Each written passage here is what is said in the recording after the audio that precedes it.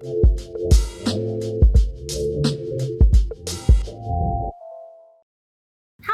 歡迎嚟到 Sporty Talk 嘅 Junior Money 系列，我係 Regine。咁傳聞咧，呢個世界上面有一個好神秘嘅組織啦，咁就要全球最 top 2% 智商嘅人咧，先至可以入到呢個會嘅。咁呢個會咧就叫做門薩學會。咁我今日就好開心可以請到香港區嘅主席 Cynthia 啦，同埋董事Hades 過嚟同我哋分享呢個組織到底係咪真係咁神秘？嚟考試就唔神秘㗎啦。都係係因為其實我咁啱咧，都係朋友係之前入過門薩啦。咁當然我見過嗰張銀色卡仔啦，係啊。邊年㗎你嗰個？我朋友就30幾歲，但我就唔知道佢邊一年係啦。好似銀黑色嘅卡仔。我哋應該唔係呢幾年。其實咧，我哋每一年咧都會有一張會員卡，即係會出一張會員卡嘅。每一年咧個 design 都唔同，同埋個特色就係佢每一年都會有一個小謎語嘅。咁就啲會員就會自己喺度傾。咁但係如果佢講咗個謎底出嚟，之後俾人鬧。係。所以你哋係真係會去解題嘅，每一年都。有啲人係對解謎好有興趣。我就真係普通。好，咁可能大家觀眾本身未必知乜嘢係門薩學會啦，或者可能 Cynthia 可以解釋下，即係或者簡介下啦，不如係咯，或者 Hades 解下門薩其實係一個乜嘢嘅組織。咁其實 Mensa 係之前邊一年？1946係1946年就喺呢個英國有兩個律師去成立啦。咁佢哋用科學家嚟㗎。係啊，因為好似係科學家同埋律師。係科學家同律師，即係佢兩個職業都係啦。咁就之後成立咗嘅時候咧，佢哋就覺得應該要有一個組織係俾一啲比較智商高嘅人睇下，大家可唔可以聚埋一齊，幫社會帶嚟啲咩改變啊？又或者睇下可唔可以推動智力嘅發展咁樣啦。咁嗰陣時咧，佢哋就用咗 Mensa 呢個名，因為 Mensa 喺拉丁文入面係圓桌嘅意思。咁佢哋嘅理念就係想大家好似真係坐喺一張圓台上面，咁就無論你係咩職業啊、咩政治理念啊，又或者咩背景嘅人都好，咁大家只要喺呢度嘅會員就可以平等咁樣去交流大家嘅意見。本來就係英國即係創始啦。而家有冇話全球其實有冇話幾多個分佈咁樣？全球都成90幾個國家都有㗎。咁即係或者90幾個分佈啦。咁其實就都有成係咪10幾萬啊？都應該有10幾萬會員。有嘅係啊，都多㗎其實。係啊，都話。但係我知泰國好似未有。佢其實係如果你譬如話喺一個國家想成立咧，佢其實有啲規矩嘅。咁譬如你先要係聚集一啲會員，咁佢哋要考一個官方認可嘅試。咁好似有即係總之有一定數量咧，就可以做一個叫 provisional Mensa。咁你之後就有好多規矩咁樣。咁你達到咗係即係可能係幾多百人嘅會員啦，咁就可以去申請咗一個叫 National Mensa。咁香港就係個 National Mensa。係啊。香港係幾時成立㗎？987應該吧，好似1987。都幾耐咯喎已經。係啊，香港嗰啲咧就係其實最先係英國嗰邊嘅會員咁嚟到香港，咁喺香港住啦。咁佢哋就話不如搞翻個香港嘅分佈啦。咁所以就慢慢就越嚟越多人咯。咁頭先我哋都講過話啦，即係好多人一睇 Mensa 就講話我全球 top 2% 智商嘅人先可以入會啦。咁但係其實大約個流程係頭先你都有講話有個叫做入學試咁樣入會試嘅嘢啦。咁其實點樣可以入到個Mensa 呢個會？其實考試咯，佢做監考嘅，我都有做監考其實。其實我哋主要有兩個方法嘅。咁第一個方法就係即係可能交翻一個之前做過嘅一啲 IQ test 嘅 report 啦。咁我哋就係話嗰個 IQ test 要係一啲認可嘅教育心理學家或者臨床心理學家做嘅，同埋我哋目前嚟講都係用翻韋氏智力量表係一個比較具認受性嘅一個智力測試工具嘅結果去做入會嘅基準啦。咁但係呢個係可能俾一啲比較細個嘅會員，咁因為我哋係10歲以下嘅會員，我哋係唔可以幫佢哋做一個 test 嘅。咁所以10歲以上嘅人咧就可以嚟參加我哋嘅入會考試啦。咁我哋都係用一啲係國際認可嘅一啲考試去測試佢哋嘅智力。咁喺心理學家去核對過佢哋嘅成績，就發現應該係屬於頭2% 嘅，咁就會話佢哋係符合入會資格咁樣咯。咁如果比較細嘅小朋友，就係一啲我哋叫做官方認可嘅 document 去 prove 佢個智商係足夠啦。咁如果譬如我依啲已經唔係10歲樓下啦，咁但係我又好想 test 下自己係咪可以入到會，咁有冇啲咩方法係可以俾公眾去試㗎？就係我啱提到嗰個我哋會用嘅嗰個 test 啦。咁我哋每一個月都會盡量起碼開到一場係一個大型嘅 test 啦，我哋叫做，因為平均都有大約30幾40個人每個月嚟參加我哋嘅 test 嘅。咁之後喺嗰個 test 入面，我哋都係用翻一啲國際認可嘅工具啦，好似啱所講，就大家喺某個時段入面去完成嗰啲題目，咁就可以㗎啦。你嗰個試咧，有冇話係有冇 pass paper 嗰啲，即係問埋啲好低能嘅問題，已經顯示到自己智商？有冇 pass paper？好多人都問㗎，你呢個好正常嘅。我哋通常就會叫人哋去挪威啦，有一個叫做 Mensa IQ Challenge，嗰個係一個網上嘅試。就都幾似我哋 Mensa 嗰啲試嘅，咁但係每一個國家啦，佢哋採納嘅試都唔同嘅。咁當然啦，因為其實嗰啲 IQ 試有好多都係因為佢係點講咧，係買翻嚟或者係有啲係總之係呢啲認可嘅嘢啦。咁所以可能有幾個國家都係用同一個試嘅。咁但係咧嗰個試係點樣批咧？就係喺門薩國際啦，有一個叫做 International Supervisor Psychologist， 嗰一個咧就睇晒所有係每一個 National Mensa， 即係譬如話香港咧就有一個叫做 National Psychologist， 睇先 National Supervisory Psychologist， 咁我哋叫 NSP 啦，嗰一個就係負責喺入會啊，任何資格，譬如話，如果小朋友應該係用咩試入會啦，或者係成人應該係用咩試考咧，都係佢決定嘅。咁通常咧，呢一啲都係一啲可能臨床心理學家去專業嗰啲人啦。咁佢就會揀個試，但係改卷都係佢改嘅。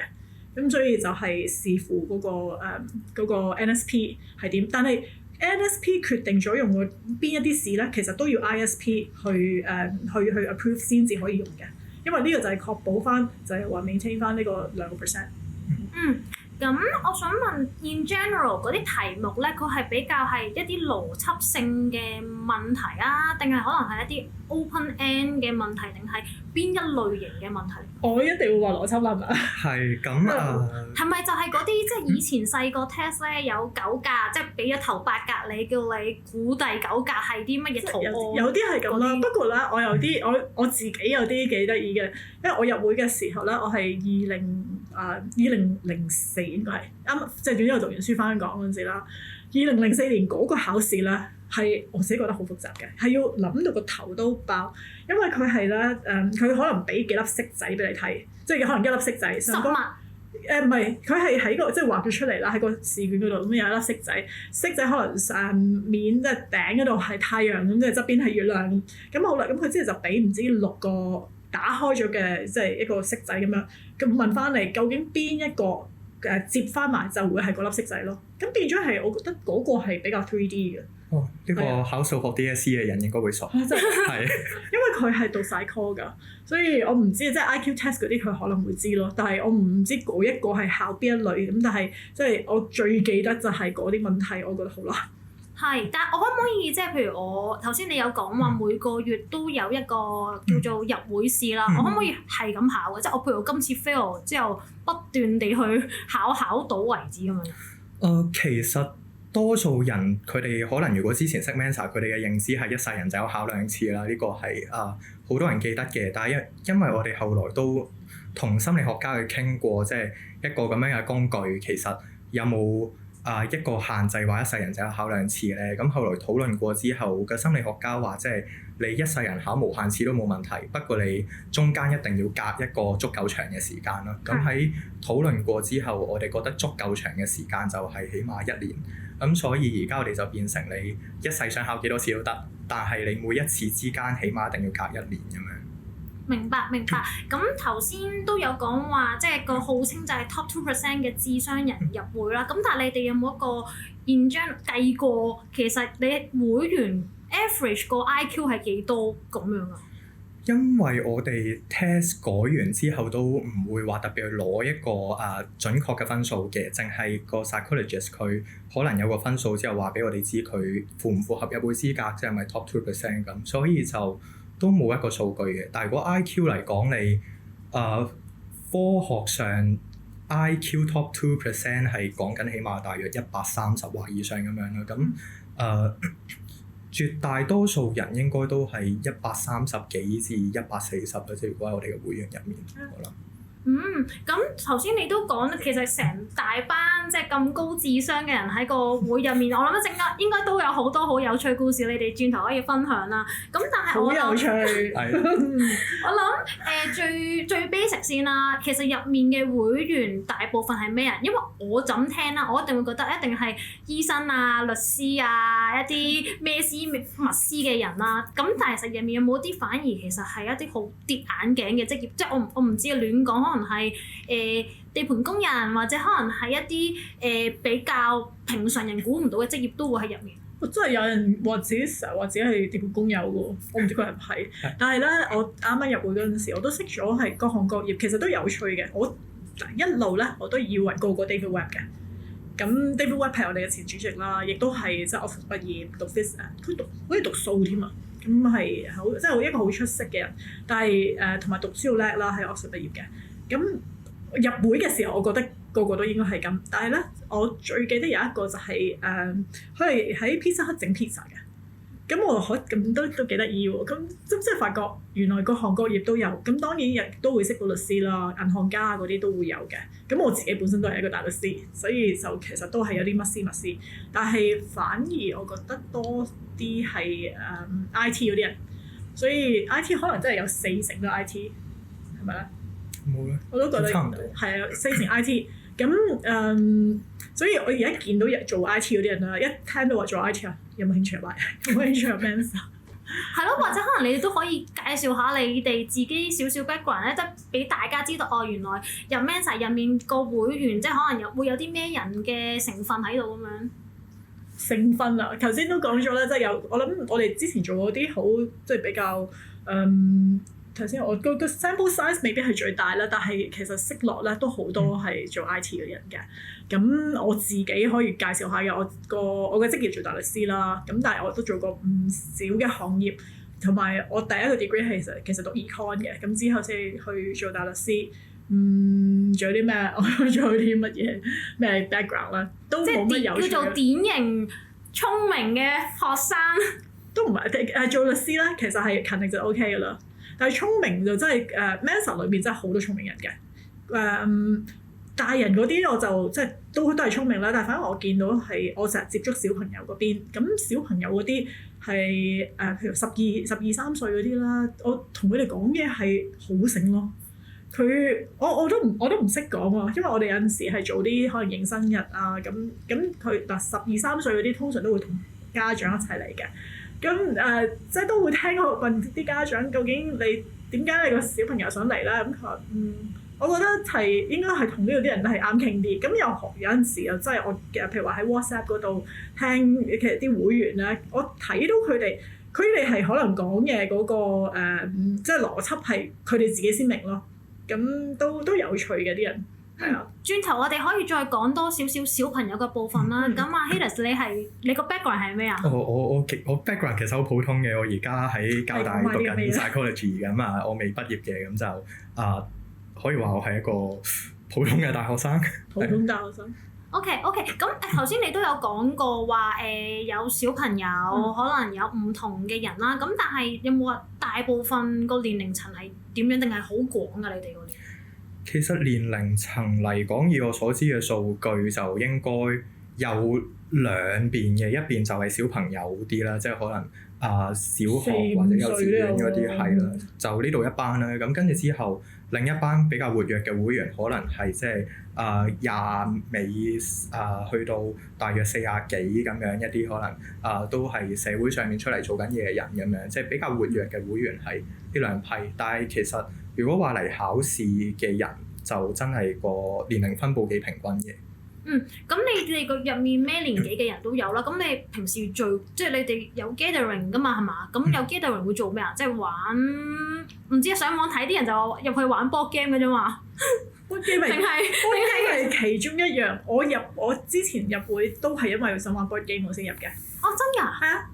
你係好中意玩 board game 本身？以前喺屋企都會搞局咯。咁喺讀書嗰陣時都會玩嘅，咁翻到嚟諗住屋企又可以玩，咁或者係出去同人玩咯。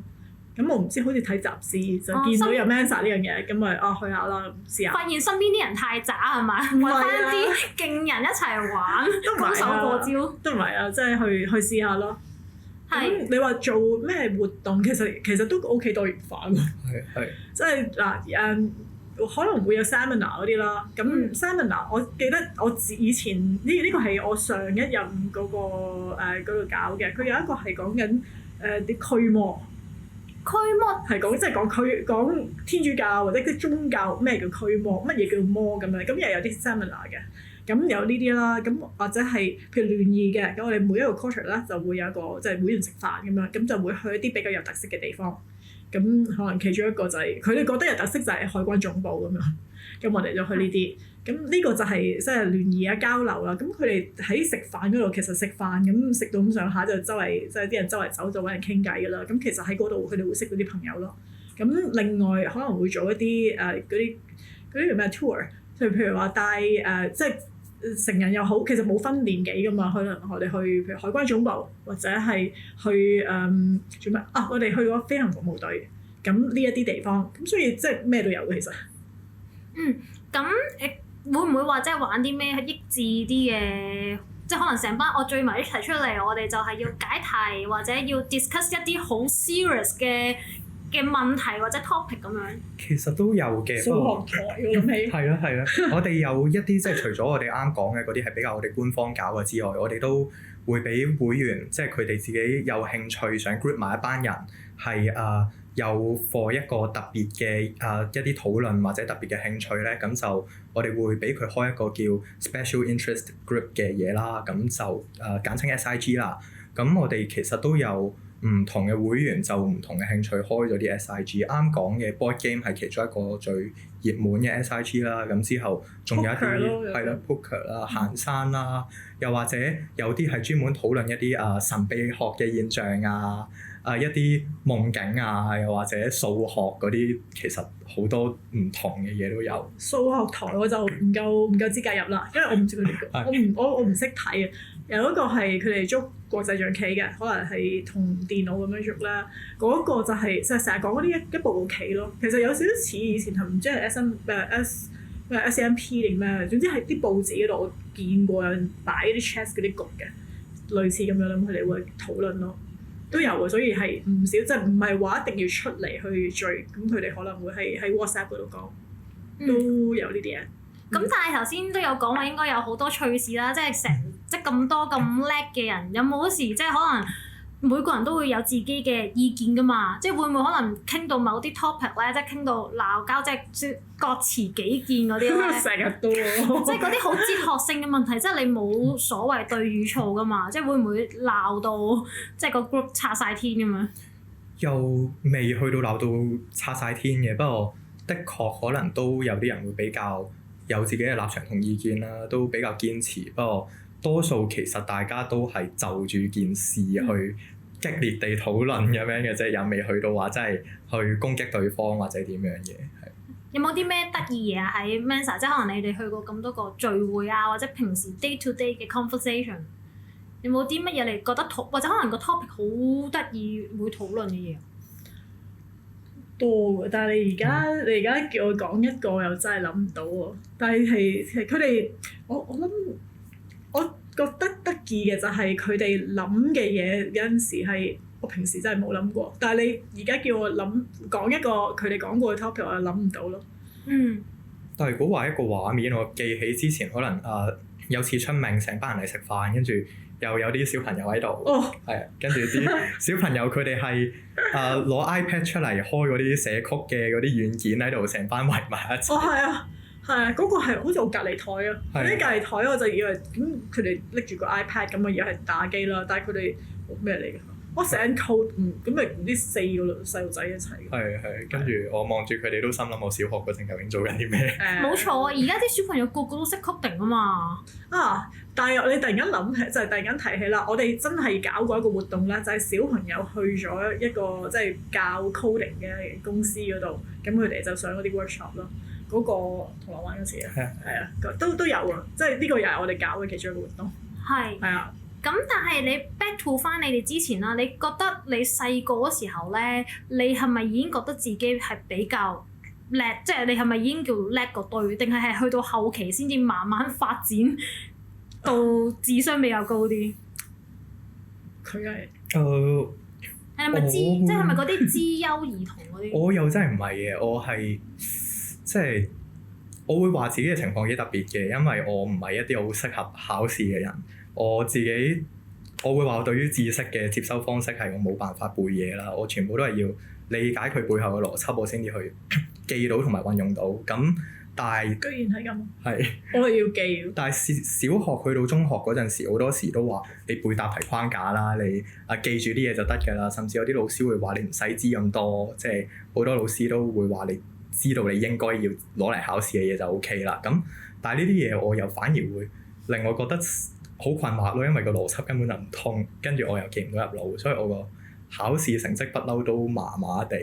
咁所以我由細到大又唔會特別覺得自己叻啦。不過有一次即係我會話機緣巧合就去咗一個教心理學家嗰度做咗個 IQ test， 跟住之後發現個 IQ 分數其實都幾高。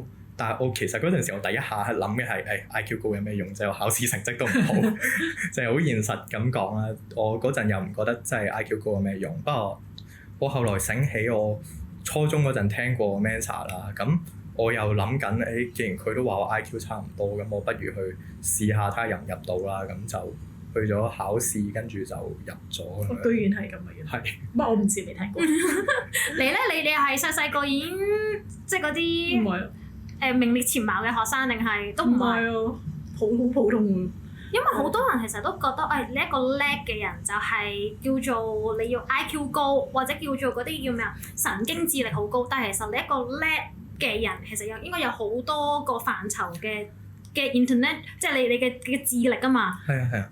我自己覺得其實好多人有個誤解就係覺得你考試最高分嗰班人一定係最聰明最叻嗰班，但係有陣時調翻轉嘅，即係我諗都有唔少真係會諗好多嘢嘅人都有同我差唔多咁樣嘅情況啦。佢哋係唔係好適合嗰種死記硬背嘅考試制度？咁佢哋喺嗰個制度之下，可能成績淨係喺中間，但係中間嗰班人其實好尷尬啊嘛！即係你最 top 嗰班學校會捉你拔尖，最低嗰班學校會捉你保底，但係中間嗰班其實又真係冇人會理你咁樣，咁就變成其實好多真係可能好有潛力或者好聰明嘅人，反而會因為咁樣俾人埋沒咗，甚至即係我會話，如果嗰陣我唔係做咗個 IQ test， 可能我到而家都仲係覺得自己就係個普普通通奇奇怪怪嘅人咁樣。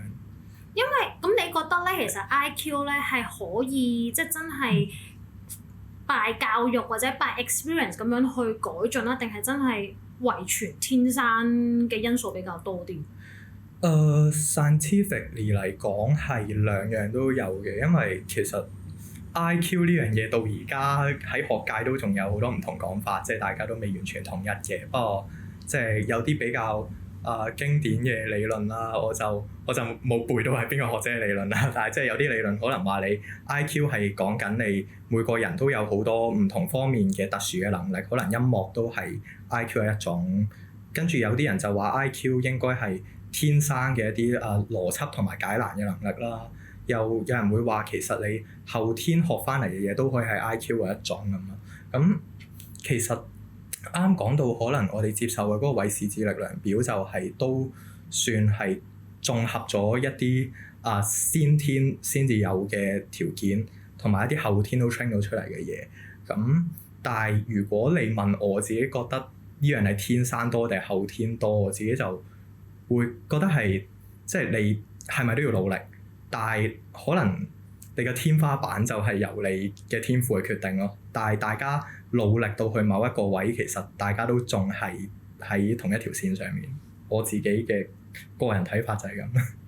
係，咁頭先你都講話有好多小朋友會入 Mensa 啦，其實大部分即係比較細個小朋友入 Mensa 咧係即係啲爹哋媽咪逼佢過嚟 test 下啲小朋友係咪啊？定其實好多時都係小朋友即係自己都真係想即係覺得自己我好叻，我要報名咁樣。細個嗰啲小朋友就通常都唔會話自己話要去測試㗎啦。咁有幾類嘅，有啲咧就係屋企可能見到小朋友就喺學校嗰度跑嚟跑去啊，總之唔係好坐得定啦。咁佢哋亦都可能有咁嘅資源，就去揾一個 psychologist 去睇一睇，咁究竟係咪佢過度活躍啊嗰啲。咁之後就 test 到原來佢係可能過度活躍，咁但係佢亦都係 IQ 好高。咁好啦，咁你攞住呢個 result 啦。咁佢亦都知道有 Mensa 啦。其實反而我通常會問個家長點解會想個小朋友入嚟嘅。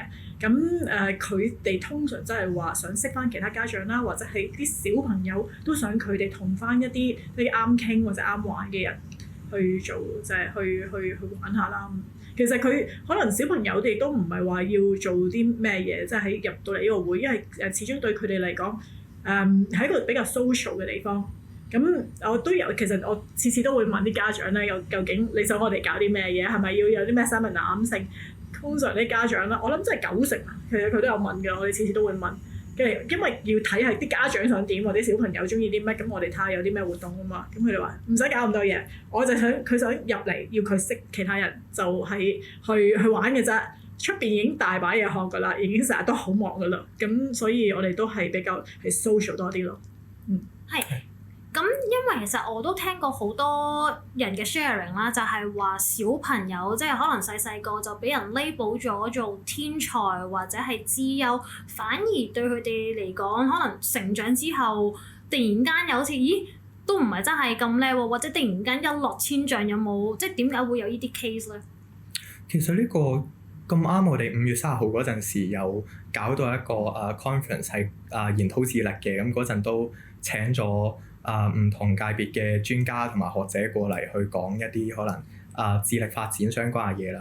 咁啱佢哋就係討論到呢個議題，就係講其實咁早去 label 一個小朋友咪真係好咧？咁嗰陣其實好多專家佢哋都係講話label 唔 label 係其次咯，最主要係即係家長佢哋自己去點睇呢個 label， 同埋佢哋點樣同小朋友去表達呢一件事啦。咁因為我自己都會覺得，如果好細個嗰陣時就個個都用一個話你係神童咁樣嘅眼光去睇你，將你捧到好高，你一定會成個人好緊張啦，無時無刻都，因為你會驚一個錯誤，人哋就會對你好失望。咁所以好多時就係講緊可能自己智力高都好，咁家長係究竟係話覺得佢係神童咁樣捧佢啊，定係同佢解釋其實你智力高唔一定代表你真係咩都好叻，你都可以有弱點嘅咁樣。咁所以我覺得一個人佢之後咁樣嘅發展究竟會係好定唔好，好大一個程度就係取決於家長點樣灌輸俾佢哋呢件事。咁所以其實你哋會入面，我唔知講唔講得啦，即係會唔會有啲好怪獸家長嗰啲，即係對小朋友嘅壓力真係好大？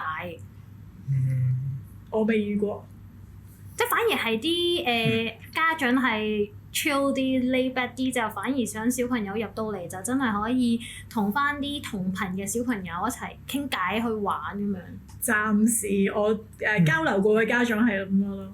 係。因為通常我一見到家長，我一定會問佢哋，就係即係其實每一次都係睇下究竟其實因為要家長帶啲小朋友嚟㗎嘛。咁如果譬如話我哋嗰啲活動唔啱佢哋玩嘅話，其實佢都未必會嚟，咁就好似冇咁好咯。所以我哋通常都會問佢哋想交流。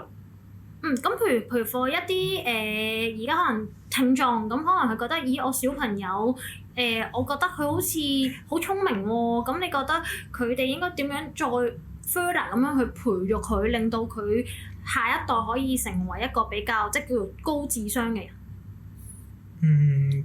我自己覺得如果有呢個經濟能力，應該做翻個 IQ 評估先嘅，因為即係IQ 評估佢除咗話俾你知 IQ 幾多之外，都會話你唔同範疇嘅技能係去到一個點樣嘅程度啊，又或者可能個心理學家都會話俾你知，就住呢個情況可以點樣去繼續做培育，咁起碼都即係有個方向先。因為好多時可能啲家長知道個小朋友聰明，但係佢哋都未係好有 concept，究竟係點樣嘅聰明啊？咁所以知道佢係點樣嘅聰明之後，就可以有多啲方向去再睇下點培育。所以我諗呢個係第一步。我都有啲補充啊，因為我係做收嗰啲IQ report 啦，之後就俾個 NSP 去睇嘅，咁所以基本上嗰啲 IQ report 全部我都會睇過晒啦。佢頭先講緊話好多範疇咧，都係喺嗰啲韋氏嗰啲 IQ 試咧，就會係成個 report 咁去慢慢寫。咁可以幫到啲咩？就係佢會話俾你聽，可能呢度有啲即係可能不足咁樣啦。咁亦都會俾啲嗰啲建議，究竟可以點樣可以係去提升嘅。咁所以如果有個咁嘅指引嘅話，咁起碼做一個家長，頭先佢話我知道佢叻咁啊，咁佢叻你又知佢叻乜嘢，咁係可以點培育？譬如話佢係嗰啲 analytical skills 好勁啊，或者係計數好勁，咁你學如果佢有興趣嘅話，咁你咪帶佢去做一啲佢有興趣可能計數嘅嘢，咁去發展嗰一方面嘅嘢。但係不足嗰啲，咁睇下個 psychologist 或者係喺出邊仲有冇人可以喺呢一方面再做得好少少。咁我覺得會係比較全面少少咯。咁正常一個 report 入面，佢哋會包含啲咩範疇？即係可能頭先你講話一啲分析嘅能力，咁可能仲有啲咩範疇佢會 test 㗎？如果韋氏智力量表，我自己記得嘅係啦 working memory 啦，跟住之後可能係一啲working memory，即係佢短時間內嘅腦可以裝到幾多嘢咁樣。咁好似係係乜叫你即係叫你記咗一大即係背翻一堆字出嚟。咁同埋有一啲可能係語言嘅能力啦，可能講緊你腦入面識幾多詞語啦，又或者係一啲邏輯推理啊、空間想像啊，又或者一啲解難能力等等嘅呢一堆嘢，其實佢哋都係會有 test 到嘅。一個正常咁樣 full test 嘅話，其實要做幾耐？3個鐘。都幾耐喎。因為佢 test 好多嘢㗎嘛。全部都係 paper 定係佢會有啲可能係一啲實物叫你？有嘅都有。細路應該都唔係話坐喺度寫字，因為有啲係好細個㗎嘛。我哋收過最細嗰個係4歲咯。係啊。嗰個4歲都唔知佢係識幾多字，都應該叻嘅，我記得見過下。但係通常譬如4歲呢啲咁細個，應該好多時佢叻就係叻喺嗰啲邏輯方面啦，係嘛？因為佢細個你都好難 test 到佢其他 aspect 嘅一啲能力。比較細個嗰啲佢就會變成test 一啲語言嗰啲嘢咯，淨係 test 一啲可能空間嘅想像又或者圖形少少嘅嘢咁樣。係喎 back to 翻頭先你哋個 test 咧，我上網睇就係應該你哋個 test 係冇任何文字㗎嘛，係嘛？即係全部都係一啲圖形，咁就係撇除咗一啲語言能力，即係可能冇咁好嘅人，咁但係可能佢邏輯力好強嘅。係應該咁講咧，其實語言能力嚴格嚟講都係 IQ 一部分，但係點解我哋會咁樣去處理咧？係因為我哋咁啱香港就係一個好兩文三語嘅社會，咁我哋冇辦法去用一份卷去 test 到晒咁多個唔同語言嘅人，佢哋各自嘅語言能力去到咩程度啦？咁就會變成我哋唯有係用呢種方式去 test 一個最 general 嘅 IQ 咁樣。咁其實而家好多人都講啦，即係而家大家最 hit 講就係講 AI 啦。咁其實 AI 閒閒地一個 model 佢就已經可能佢 IQ 已經去到140、150、even 160。咁如果喺呢啲咁嘅世代嘅情況下，咁下一代我高智商又有咩用咧？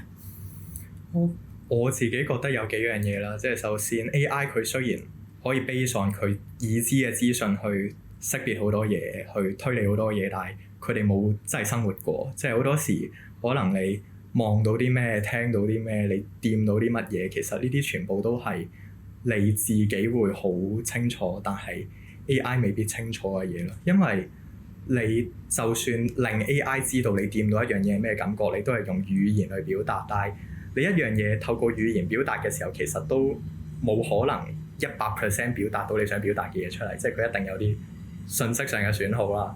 咁所以我自己覺得好多時，如果話我哋自己嘅話，某程度上，我會話可以相信多少少自己嘅感覺或者直覺，同時亦都可以去心理學上面最近有個 concept 叫原認知啦，就係去思考你自己嘅思考，即係去諗你點解會咁諗。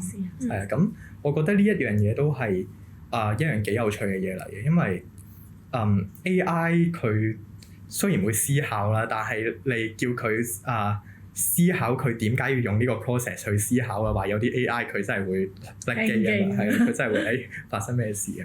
咁但係我哋如果真係可以跳出嚟去諗，我自己思考嘅過程係點咧？有冇啲咩盲點咧？有冇啲位可以修正咧？咁其實呢啲我覺得係我哋人類先做到嘅嘢，加上我自己會覺得人類最寶貴嘅嘢，好似就係你永遠都唔會100% 精準咯。你係有可控嘅偏差啦，而呢樣我先至覺得係一樣最美麗嘅嘢，先有啲人性化嘅感覺喺度。咁 Sylvia 你覺得咧？即係如果喺 AI 世代，即係基本上一個咁即係高 IQ 嘅嘢已經係咁容易有嘅時候，咁譬如 for 下一代或者我哋在座，我哋應該要 focus 啲乜嘢咧 ？focus 點好好咁用 AI 嚟幫下自己啦。其實真係嘅喎，你有陣時你電腦即係好似譬如捉棋咁樣，咁啲人話我捉棋電腦都捉得好好咁樣，咁得啦，揾佢捉啦。係你哋都可以咁講嘅。其實人哋可能即係1秒已經 process 好多嘢，但係始終你係個人咯。其實我覺得頭先阿 Hailee 先講得好好，都冇乜補充啊。係即係啱講起捉棋，我又諗緊啲人話。AI 捉棋好勁，咁 AI 捉棋又得啦，但係呢個時候我就會諗咁，你捉棋呢樣嘢本身佢嘅本質係啲咩？即係佢本身呢樣嘢出現，佢就係為咗俾我哋人類競技嘅娛樂咯。但係如果你突然之間話AI 捉棋捉得咁好都唔需要人類，其實成件事就變成好似有少少忽略咗或者扭曲咗佢本身存在嘅價值。即係我自己會個價值咪就係去 train 你咯。即係佢叻，佢係啊，佢好叻啊！咁我咪去同佢練下氣咯，咁自己咪叻啲咯。定係或者可能我哋可以 twist 一 twist， 就係既然 AI 即係一個 IQ 已經唔係我哋需要最 concern 嘅位嘅時候，咁會唔會我哋可以將多啲時間係擺翻落可能係其他 aspect 嘅一啲能力上面，即係例如可能係 EQ 啊、AQ 啊，即係呢一啲嘅方面上面咯。係。啱講到嗰個思考，自己思考緊啲咩，其實某程度上都係一啲對 EQ 有幫助嘅嘢嘅，即係可能自己覺得好嬲、好唔憤氣嘅時候，去諗點解自己覺得嬲啊？點解自己覺得唔憤氣啊？咁如果諗得多呢啲，就會發現會了解多咗一啲自己可能平時都唔會了解嘅嘢，可能話因為我自己一啲經歷，所以我見到呢樣嘢覺得嬲啊，又或者係因為我自己遇過一啲類似嘅人好唔舒服，所以我見到同類嘅人，我自己又會覺得好唔舒服咁樣呢啲位啦。咁你知道咗呢啲位之後，你就可以有個方向去睇下自己點樣待人接物上再 smooth 啲啦。咁我又覺得即係如果以後 AI 真係好勁啦，好多嘢都可以處理到。咁最珍貴嘅其實真係你點樣去同人一齊合作，同人去交流，又或者去創建一啲自己嘅關係網絡啊，去再用自己嘅關係網絡，大家一齊去 build up 一啲嘢咯。我會覺得呢樣係另外一樣最寶貴嘅嘢。EQ 都好緊要。EQ 好緊要啊！EQ 係一啲 EQ 可能。其實真係可能有 training 啊，反而 IQ 有啲可能係就係你與生俱來嘅人 EQ 反為有啲嘢係可以喺外在人哋點 training 點樣同人去合作，因為你有陣時你始終人係喺個社會度生活啦，你 IQ 你可能好叻，咁好啦，你話 AI 咁 AI 又幫咗你，你頭先講嗰個話free 咗啲時間出嚟應該去 develop 啲咩？我自己覺得 EQ 係一個非常之緊要嘅範疇咯。因為你出到嚟做嘢，你一定如果你接觸人啦，即係除非你話喺度揼 code 嗰啲，咁但係好多時你做嘢都要係接觸人嘅話咧，你 EQ 唔好，你其實同人或者你自己溝通能力唔好嘅話，你更叻都好，人哋都唔知你講乜。咁或者係人哋同你係完全係運作唔到嘅，因為你可能每一次開口都講一啲嘢，一來人哋唔明你講乜，或者係人哋係令到人不快，咁已經係即係好蝕底咯。咁所以 EQ 係另外一個，即係喺 IQ 之後，如果你話係去培養，可能有少少可以培養到，但係 EQ 係一啲非常需要培養嘅嘢。同埋我自己覺得同理心都好緊要咯，即係講緊話你可唔可以代入人哋嘅角度去感受到佢嗰個情景之下可能感受到嘅嘢咧，又或者知道佢喺嗰個情景其實會諗啲乜咧，咁呢樣嘢其實都係一樣好緊要嘅嘢啦，即係可能講緊做一啲社工或者心理學嘅嘢需要啦，但係做設計其實都需要，即係可能都要代入翻如果我要設計一啲無障礙設施，我係坐輪椅嘅人，我見到呢啲設施嘅時候係咪真係用得舒服咧？咁呢啲同理心呢樣嘢就係一樣好人嘅本質啦。咁 AI 最多模仿，但係始終都係有限嘅，所以我覺得即係同理心同 EQ 未必好有關係啦。但係呢樣嘢都係一樣好寶貴嘅嘢啦。佢話。咁back to 翻少少我個 channel 嘅特性啦，即係我係喺 finance 嘅 industry 即係比較耐少少咯。我反而都會好想知道 IQ 高嘅人咧，其實係咪揾錢會特別叻㗎？即係你覺得你自己喺理財或者揾錢方面，你覺得自己係咪即係比較擅長？你讀過 econ 㗎嘛？你讀過 econ 你本身係喺 banking，你係喺 banking。我有做過 banking 啦，就係因為我覺得唔係太中意對住太多數。雖然其實好得意嘅，因為我讀大學第一個 degree 係讀 finance 同 econ 啦，其實係應該有70%嘅科目咧都係數嘅，但係我就覺得麻麻地。我係唔介意，但係我唔係特別中意對住啲一堆數，咁所以先至走咗去讀文科。揾錢就，我覺得我冇 Mensa 裏邊嗰啲人揾得咁勁咯。佢哋我聽過好似有啲人係真係出去唔知點即係賭場咁樣，咁佢哋可以係賭錢，但係贏嘅。即係咩21點計嗰啲？唔知佢乜都有啦。即係我呢個係聽過，我遇過有啲會員係咁啦，但係好多都係可能自己炒股票有啦，即係全職炒股票又有。咁你話係咪係好勁揾錢？有好多係，但係我唔知道係咪即係普遍係會勁揾錢咯。咁都係好多都係做即係普通打工咁樣嘅。都係興趣所在咯，即係我 IQ 高唔代表我嘅興趣係喺 finance 或者喺某個 vertical，可能我 IQ 高，但係我係中意解數嘅或者解謎嘅，咁就即係都係 base on 自己嘅一個興趣。可能音樂勁㗎，有啲係。係啊，都有唔少會員係，因為。音樂勁係。咁通常最後一條問題啦，我都會問翻啲嘉賓啦。你覺得你曾經使過啲咩錢？你覺得即係 invest 得最好㗎？我 invest 得最好就係我選擇咗去讀 law，就先係做個律師。係。即係呢個算唔算嘅 invest 喺我自己度咯？係。係啊，因為嗰陣時做緊嘢㗎嘛，咁係要攞晒啲錢去讀書，都唔少喎。我去英國讀。咁3年咁但係我覺得係好值得咯。而呢一個係要少少勇氣，咁就係咁啦。呢個係攞錢都要勇氣，仲要去讀書。攞錢都要勇氣，係啊。咁同埋咁你讀完之後係咪真係會做到你想做嘅嘢啊？中意做嘅嘢？咁同埋嗰行啱唔啱你？其實乜都唔知㗎。但係嗰陣時我覺得應該都係試下。係啊。我自己就又真係冇話錢上面使過啲咩好值得，但係啲人成日講時間金錢啦咁。我就覺得不如有一個角度係，即係我自己有啲咩係真係投入咗好多時間，我自己覺得好值得啦。我覺得係即係我細個其實玩 drama 嘅，跟住一直玩到去疫情為止啦。咁我自己會覺得我呢一個投資係最值得啦，因為呢樣嘢係令到我理解多咗人哋諗緊啲咩，同埋都真係令到我嘅感官又好，表達能力又好，全部都 train 到都幾特別咁樣，我會話，同埋都幾開心啊！呢樣我會覺得係一種時間上嘅投資，而我自己覺得好值得嘅。咁你投資落 Mensa 值唔值得先？值得，都值得，係。係啦，咁下一次考試係幾時啊 Mensa？未定，未啊應該7月中尾咁樣係。好，咁如果即係觀眾都想投資自己嘅時間或者人物資源落去 Mensa 嘅話，就可以留意下一次 Mensa 嘅考試時間啦。係啊，係啊我哋有新消息應該會喺 IG 同埋我哋官方網站上面公佈。好，咁希望下次我睇下有冇機會都去 join 你哋個考試，可以啊，試下應該係去自己。試下。你上咗去呢個挪威嗰個 IQ Challenge 嗰度試下先。好，咁下次我哋就再見啦，拜拜。拜。